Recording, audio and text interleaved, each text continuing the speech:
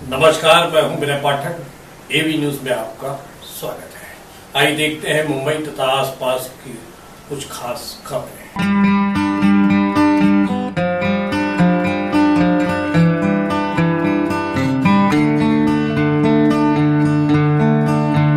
मुंबई राज्य की उद्धव ठाकरे सरकार ने प्रमोशन में आरक्षण रद्द करने का अपना फैसला स्थगित कर दिया है।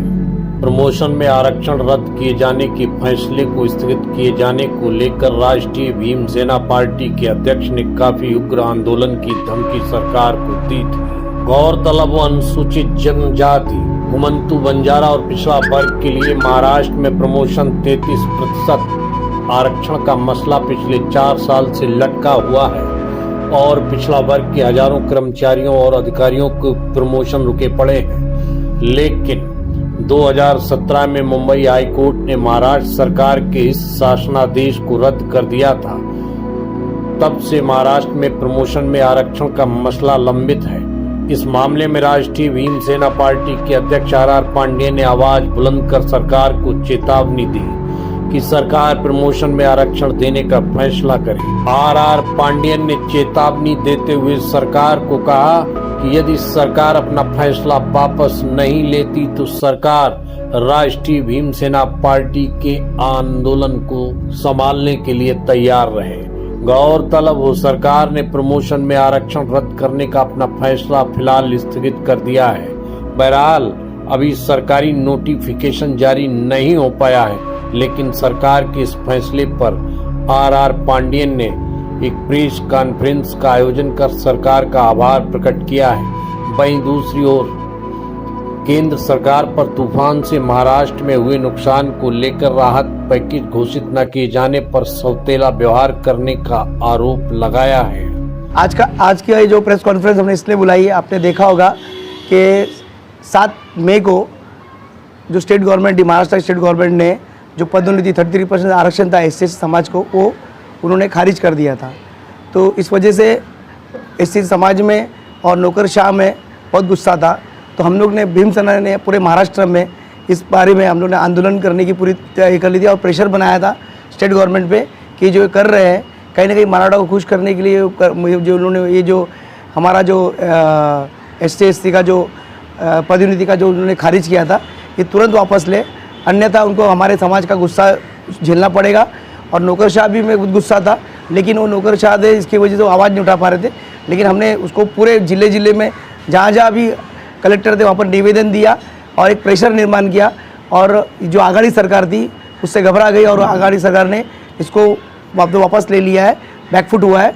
तो इसके लिए हम अभिनंदन करते हैं उनका कि उन्होंने जो डिसीजन लिया है वो सही लिया है। इन्होंने इस तरह का मतलब हम पे अत्याचार जो होने वाला था, इससे बहुत बड़ा अत्याचार होता, इन्होंने वापस ले लिया और इसके लिए हम उनका धन्यवाद करते हैं। अगर आने वाले समय में कोई प्रेशर के तहत वो फिर दोबारा लागू करते हैं तो आज के समय में भीमसेना पार्टी क्या करेगी? देखो, अगर फिर से अगर वो इस तरह का कोई मतलब षड्यंत्र रच के या वापस फिर से लाने की कोशिश करेगी, एससी समाज के ऊपर गदा लाने की कोशिश करेगी, हमारे हक का हनन करने की कोशिश करेगी या किसी समाज को खुश करने के लिए हम पे अत्याचार करने की कोशिश करेगी, तो वो हमारे समाज का गुस्सा ये करेगा। भीमसेना फिर से पूरी ताकत से रास्ते पे उतरेगा और सरकार को उसका खामियाजा भोगना पड़ेगा। एकमात्र भीमसेना पार्टी के राष्ट्रीय अध्यक्ष आर पांडेयन आवाज उठा रहे थे। ऐसे में क्या रणनीति लेकर आप अपने आवाज उठाई और आज जब आपकी बात कहीं ना कहीं सरकार ने मान ली है और अपना फैसला वापस किया, तो कैसा महसूस करते हैं आप? देखिए, आपने देखा होगा कि हमारे पास जो आघाड़ी है इसमें 3 प्रमुख पार्टी है। जो पहले बीजेपी सरकार थी तो ये अपोजिशन में रहती थी, तो इस समय सरकार में आने की वजह से अपोजिशन कहीं रहा नहीं। आपने देखा होगा ये 3 महाआघाड़ी और महाआघाड़ी सरकार से लोगों की बहुत सारी अपेक्षा थी, लेकिन आपने देखा जो बीच में जो मराठा आरक्षण जो खारिज हुआ, तो कहीं ना कहीं मराठा समाज को खुश करने के लिए ये जो हथकंडा इस्तेमाल करने की कोशिश की, लेकिन ये हथकंडे की वजह से उनको बहुत बड़ा खामियाजा भोगना पड़ेगा या उनकी सरकार मतलब कि गिर सकती है। इसकी वजह से उन्होंने, और हमारा जो दबाव तंत्र रहा, नौकरशाह का दबाव तंत्र, जो नौकरशाह पे अत्याचार हो रहा था, जो आपने देखा होगा। फिर उसके बाद आपने देखा जो जितने भी जिले थे जहाँ हमारे समाज के लोग थे, उन्होंने उसका गुस्सा व्यक्त करना चालू कर दिया था। तो इसकी वजह से सरकार ने ये बैकफुट लिया। तो सरकार ने अच्छा किया और हमें अच्छा लग रहा है कि सरकार हमारी बात सुन रही है और हमारे गुस्से के सामने मतलब झुक रही है। इसमें भी बदलाव हो सकता है जिस तरीके से मराठा आरक्षण को लेकर किया गया है। देखो, मराठा जो आरक्षण था वो पहली बात तो वो सही तरीके से उन्होंने मतलब उसका इम्प्लीमेंट करने की कोशिश था। जो मराठा आरक्षण का मुद्दा ही गलत था। सिर्फ लोग मराठा समाज को, ओबी समाज को आरक्षण चाहिए था। इसके लिए कहीं ना कहीं उसकी जो वोट की राजनीति, बीजेपी, आपको तो मालूम, बीजेपी ने जो पुटअप किया जब बीजेपी सरकार थी तो आरक्षण का मुद्दा पुटअप की थी। लेकिन ये आपने देखा संविधान में जो मराठा समाज है उसको कहीं भी न्याय मिल नहीं सकता, क्योंकि वो एक समाज है, उसको आरक्षण चाहिए, आरक्षण नहीं मिल सकता। पहले ही मतलब ये ऑलरेडी क्लियर था। लेकिन फिर भी कहीं ना कहीं बीजेपी पार्टी ने इसको कहीं ना कहीं लोगों को मतलब उसको जो मुद्दा का उसको कैश करने के लिए, वोट बैंक में कैश करने के लिए इन्होंने षड्यंत्र रचा था। सुप्रीम कोर्ट ने उसको पूरी तरह से खारिज कर दिया। देखो, ये मुद्दा था पूरे महाराष्ट्र में हमने पहले उठाया था, क्योंकि हम पहले से ही एससी समाज और सबका समाज के जो भी अत्याचार होता है उस पर लड़ते हैं। भीमसेन हमेशा तत्पर रही जब भी कोई अन्याय अत्याचार हुआ, और ये बहुत बड़े लेवल पे अत्याचार था। हमारे समाज के लोग जो रेस पे ऑलरेडी इतने साल से पीछे रहे, और ये प्रमोशन से हम लोग को मतलब कहीं ना कहीं न्याय मिलता था आज के ज़माने को। तो ये न्याय को मतलब कहीं ना कहीं मतलब सिर्फ मराठों को खुश करने की वजह से ही सरकार मतलब खुश करने के लिए ये जो स्टेट गवर्नमेंट है, उद्धव सरकार ने ये हथकंडा इस्तेमाल किया था। लेकिन हमारे दबाव तंत्र से, हमारे आंदोलन मोर्चे का उनको फेस करना पड़ेगा। ये सरकार गिर सकती थी, उनको ऐसा लगा, इसके लिए उन्होंने वापस की। दलितों के नाम पे पॉलिटिक्स तो करते हैं, लेकिन सामने आकर सामना नहीं करते जब कभी अन्याय होता है। तो क्या आपको क्या लगता है?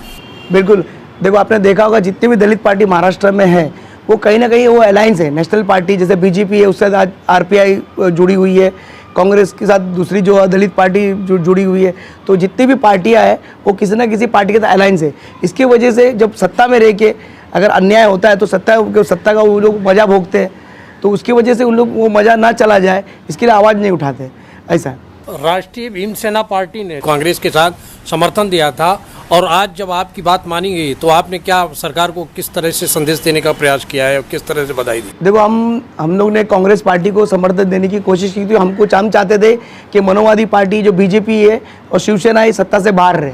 इसके लिए हमने सोचा कि हम इस पार्टी को मदद करते, कहीं ना कहीं मनोवादी पार्टी का कुछ सीट तो हम कम कर सकते हैं और सेकुलर सरकार लाने की कोशिश करके, इसलिए हमने उनको मदद किया था। लेकिन अभी आपने देखा होगा, अगर इस तरह का अगर ये महायुति जो महाविकास आघाड़ी इस तरह का SC ST समाज पर या इन पर अगर अन्याय करने की कोशिश करेगी तो हम इनके साथ नहीं रहेंगे। हम बैकफुट करके हम संघर्ष करेंगे। अच्छा, गुजरात में प्रधानमंत्री मोदी जी ने 1000 करोड़ का पैकेज चक्रवाती तूफान के लिए दिया, महाराष्ट्र के लिए क्या, क्यों नहीं? आपने देखा होगा कि ये जो सरकार है, बीजेपी जो सरकार है, जो सेंट्रल की सरकार है, इसने हमेशा महाराष्ट्र का सौतेला व्यवहार किया है। इससे पहले भी आपने देखा कि इंजेक्शंस के जो वैक्सीनेशन में भी महाराष्ट्र सरकार के ऊपर जो महाराष्ट्र सरकार को मतलब सौतेला व्यवहार किया बीजेपी सरकार ने, सेंट्रल गवर्नमेंट ने। और अभी भी देखो, जब इधर भी जब प्रभाव हुआ, जो तूफान आया, उससे मुंबई में, महाराष्ट्र के रत्नागिरी, इधर सब किसान लोग सब हताहत हो गए, पानी भर, उनकी फसलें खराब हो गई। फिर भी नरेंद्र मोदी जी ने गुजरात की तरफ ध्यान दिया और गुजरात की तरफ उन्होंने दौरा किया, हवाई दौरा करके उन्होंने वहाँ पर तुरंत जाके पैकेज जाहिर किया। तो महाराष्ट्र के साथ हमेशा मोदी सरकार ने सौतेला व्यवहार किया है। आपने तो देखा होगा कि मोदी सरकार हमेशा करती है महाराष्ट्र सौतेला व्यवहार। कोशिश करेंगे अभी जो किसान है उनका पहला नुकसान का क्या नुकसान हुआ, वो सबका जायजा लेने के बाद फिर हम एक स्ट्रेटेजिक प्लानिंग के साथ हम संघर्ष करेंगे। एबी न्यूज में अभी तक का सफर करते हैं समाप्त। विनय पाठक को दीजिए इजाजत। हम फिर मिलते हैं नई खबर, नए सफर के साथ। लेकिन चलते चलते गुजारिश, विनती, अनुरोध, यदि आप हमसे जुड़े रहना चाहते हैं तो हमारे चैनल को लाइक, शेयर, सब्सक्राइब करना ना